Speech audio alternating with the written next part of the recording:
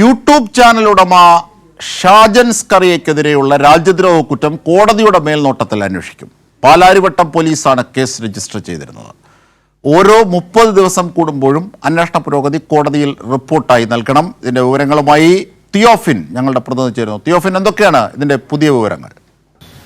ജിംഷാദ്, 2023 ഈ കേസുണ്ടാവുന്നത്. പാലാരിവട്ടം പോലീസിൽ പരാതിക്കാരൻ നൽകിയ കേസ് അതോടൊപ്പം DGPക്കും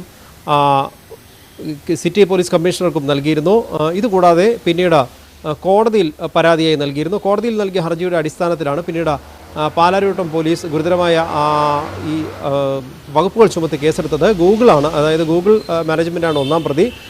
ഷാജൻ സ്കറിയ ഈ കേസിൽ 9ാം പ്രതിയാണ്. കേസുമായി ബന്ധപ്പെട്ട അന്വേഷണങ്ങൾ നടക്കുന്നുണ്ട്. പക്ഷേ കുറച്ചുകൂടി ഗൗരവത്തിൽ ഈ കേസ് അന്വേഷിക്കേണ്ടതുണ്ട്. ഷാജൻ സ്കറിയയ്ക്കെതിരായി രാജ്യദ്രോഹ കുറ്റം ആരോപിച്ചാണ് പരാതിക്കാരൻ ഹർജി നൽകിയിട്ടുള്ളത്. അതിൻ്റെ അടിസ്ഥാനത്തിൽ ഈ രാജ്യദ്രോഹ കുറ്റം ഉൾപ്പെടുന്ന കേസ് കോടതിയുടെ മേൽനോട്ടത്തിൽ അന്വേഷിക്കാനാണ് ഇപ്പോൾ എറണാകുളം ജുഡീഷ്യൽ മജിസ്ട്രേറ്റ് കോടതി ഉത്തരവിട്ടിരിക്കുന്നത്.